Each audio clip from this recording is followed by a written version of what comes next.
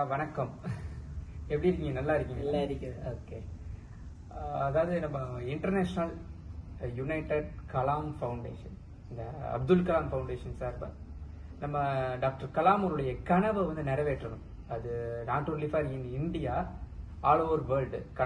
Doctor Kalam அவருடைய கனவை வந்து யார் யாரெல்லாம் வரவேற்கிறாங்களோ அவங்களுக்கு நம்ம சொல்றோம். ஃபர்ஸ்ட் வந்து டாக்டர் கலாம் அவர்கள் என்ன சொல்றாங்கன்னா, இளைஞர்கள் வந்து வானத்துக்கு ராக்கெட்ல வந்து நிலாவுக்கு கூட போக ரெடியா இருக்கிறாங்க. ஆனால் படித்த இளைஞர்கள் வந்து அரசியலுக்கு வர வந்து விரும்புவது கிடையாதுன்னு சொல்றாங்க. ஸோ நீங்க நல்லா படிச்ச இளைஞர்களா அரசியலுக்கு வந்து நீங்க ஒரு யங் பொலிட்டீசியனா உங்களெல்லாம் பார்க்கும்போது ரொம்ப ஹாப்பியா இருக்கு. அதனாலதான் வந்து நம்ம இன்டர்நேஷனல் யுனைடெட் கலாம் ஃபவுண்டேஷனோட ஒரு குளோபல் பீஸ் அம்பாசிடரா வந்துட்டு தற்போது வந்து உங்களை நான் நியமனம் பண்றதுல ரொம்ப ஒரு மகிழ்ச்சியா இருக்குது. ஏன்னா ஒரு 20 வயது இருக்குமா? 20 வயதுல வந்து இன்னைக்கு ஒரு பொலிட்டிக்கல்ல வந்து நிக்கிறது சாதாரண விஷயம் கிடையாது. ஒரு தைரியம் வேண்டும்.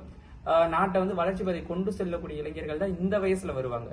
சும்மா பணம் இருந்து அரசியலுக்கு வரவங்க வந்துட்டு சும்மா பணம் சம்பாதிக்கணும்னு வருவாங்க.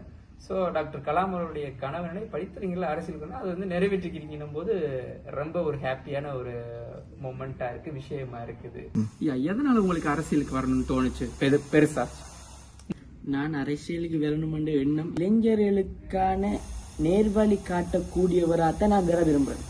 அதனால உங்களோட பேஜில் அப்துல் கலாம் ஃபவுண்டேஷன் பேஜில் பார்த்து உங்களோட சமூக சேவை பார்த்து நீங்க இளைஞர்களிடையே பழகிற விதத்தை பார்த்து கண்டிப்பா அதை பார்த்துதான் நீங்க எனக்கு இந்த பதவியை தந்திருக்கீங்க. நானும் அதை பார்த்து அந்த பதவியை பெற்றுக்கொண்டிருக்கேன். இதால நான் என்ன செய்ய போறேன் என்று உங்களோட கேள்வி எழும்பலாம். இளைஞர்கள் பொறுத்த வரைக்கும் இளைஞர்கள் போதை வஸ்துக்கு அடிமையாகிறாங்க, வழி தவறுறாங்க என்கிறது ஒரு பாரிய கேள்வி கொஸ்டின் ஆகிக்கிறேன். ஏன் அது என்று கேட்க போனா இளைஞர்கள் வழி தவறத்துக்கு நாம தான் பொறுப்பு. ஏனென்றால் இளைஞர்களை நாம ஒரு நிர்வாக கட்டமைப்புக்குள்ள இளைஞர்களையும் சேர்க்க வேண்டும் முதல்ல. கண்டிப்பா.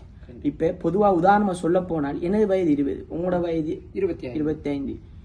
ஒரு 45 வயதுக்காரன் நிர்வாகத்துக்குள்ள இருப்பாங்கண்டா அந்த நிர்வாகத்துக்குள்ள 45 வயதுக்கு மேற்பட்டவரா இருப்பார்கள். அதுக்குள்ள கட்டாயம் இளைஞர்களை சேர்க்க வேண்டும் எனது கோரிக்கை. அது வந்து எங்கும் நடப்பது கிடையாது என்பதற்காக தான் இப்போது கலாம் அறக்கட்டளை பொறுத்தவரையில இப்ப நான் தலைவராக இருக்கிறேன். இணை தலைவராக 10 நபரை கூட நியமனம் செய்வதற்கு நான் விருப்பப்படுகிறேன். ஏன்னா இளைஞர்களுக்கு ஒரு நல்ல ஒரு தலைமை பண்பு, தலைமைத்துவத்தை கத்துக் கொடுக்க கலாம் அவர்களுடைய அறக்கட்டளை வந்து ரெடியா இருக்கு எப்பயுமே. ஆனா நீ தலைவரா இருக்கிறதுனாலையும் நான் தலைவரா இருக்கிறதுனாலையும் எனக்கு ஒரு வேறுபாடும் கிடையாது. அனைவரும் சமம், அனைவரும் தலைவர்கள். இதுதான் டாக்டர் கலாம் அவருடைய இந்த அறக்கட்டளையினுடைய நோக்கம். நீங்க பல்வேறு நாடுகளுக்கு பயணம் செஞ்சிருக்கீங்க. மலேசியால கூட நான் உங்களை பார்த்தேன். ஒரு இளம் வயதுல வந்து போய் ஒரு அமைதிக்கான ஒரு தூதகர், அதோடைய ஒரு உறுப்பினராவது சாதாரண விஷயம் கிடையாது சர்வதேச அளவுல. சோ இன்னைக்கு வந்து உங்களை குளோபல் பீஸ் அம்பாசிடரா வந்து சர்வதேச ஐக்கிய கலாம் அறக்கட்டளைக்கு நியமனம் பண்ணியிருக்கிறோம். இது ஒரு பெருமைக்குரிய விஷயம் தான் உங்களுக்கு, அது எனக்கு நல்லாவே தெரியுது. இந்த பொறுப்பு மூலமா நீங்கள் இங்க இலங்கை மக்களுக்கு என்ன செய்ய இருக்கிறீர்கள், மாணவர்களுக்கு இளைஞர்களுக்கு என்ன செய்ய இருக்கிறீர்கள்? இந்த பதவியை நீங்கள் தந்ததை நான் பெரும் மகிழ்ச்சி அடைகிறேன். நீங்கள் கேட்கிற கேள்வி வந்து இளைஞர்களுக்கு நீங்க என்ன செய்ய போறீங்க பதவி. நான் இதை சொல்வதற்கு இருக்கிறேன். இளைஞர்களை ஒன்று கூட்டுவேன். இதற்கு என்ன வழி? ஒவ்வொரு பிராந்தியத்திலும் ஒவ்வொரு யூத் கிளப்புகள் இருக்கும். கண்டிப்பா இளைஞர் கழகம் இருக்கும். அந்த இளைஞர் கழகம் இருக்கு. இருக்கு. இந்தியாவில் கிடையாது. இளைஞர் கழகத்தினுடைய தலைவர்களை சந்திக்க வேண்டிய நேரம் எனக்கு இது பொருந்து. அவர்களை சந்தித்து அவர்கள் ஊர்களில் உள்ள இளைஞர்களை இந்த பதவிகளை கொடுத்திருக்கான்னு பார்க்கணும். பள்ளி நிர்வாகம், ஹாஸ்பிட்டல் நிர்வாகம், பாடசாலை நிர்வாகம், சமூக சேவை நிர்வாகம், விளையாட்டு நிர்வாகம், அவற்றிற்குள் அவர்களை எல்லாம் நாம் போட வேண்டும். மெம்பர்ஷிப் உறுப்பினர்களாக நியமிக்க வேண்டும். நியமிப்பதால் அவர்கள் வழி தவறக்கூடிய நிலைப்பாடு குறையும். இன்னைக்கு பாத்தீங்கன்னா நான் ஒரு இளைஞரா இருக்கிறேன். நான் இத்தகைய பொறுப்புகள் இருந்தாலும் அதிகாரம் என்பது நம்ம இடத்தில் கிடையாது. அரசுக்குத்தான் அந்த அதிகாரம் உண்டு.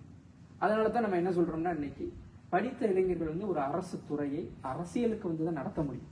சோ அதற்கு வந்து நீங்கள்லாம் இளைஞர்களை பலரை வந்து அழைத்து வந்தீர்கள். நம்மளுடைய நாடு நிச்சயமாக வளர்ச்சி அடையும், உலக நாடுகளும் வளர்ச்சி அடையும் என்பதற்கு ஒரு உதாரணமாக நம்ம வந்து இருக்க வேண்டும் என்பதற்கு இது ஒரு ஆயத்த பணி. நீங்கள் சொல்வது சரி. ஆனால் இதை நான் எப்படி செய்ய போகிறேன் என்ற கேள்வி உங்களுக்குள் இருக்கும். இருக்கும் கண்டிப்பான முறை. இதை நான் சொல்கிறேன், விவரிக்கிறேன் உங்களுக்கு. ஒவ்வொரு ஊரிலும் ஒவ்வொரு கிராமங்கள் இருக்கும். அந்த கிராமங்களுக்கு போய் இளைஞர்களை சந்தித்து உங்களால் என்ன இளைஞர்கள் தான் இந்த நாட்டுக்குரிய ஒற்றுமை படுத்தி நாட்டை முன்னெடுக்கக்கூடியவர்கள் இளைஞர்கள்.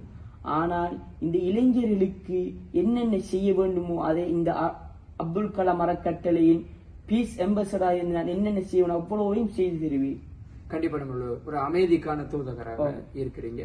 ஸோ உலக அமைதியை வந்துட்டு நம்ம நிலைநாட்டணும்னா முதல்ல எல்லாருமே வளர்ச்சி பாதைக்கு போகணும். கண்டிப்பா கொண்டு செல்வோம். நன்றி என்னோட கலந்துகிட்டு இந்த உரையாட்சியதுக்கு. இணைந்து கண்டிப்பான முறையில நம்ம செயல்படுவோம்.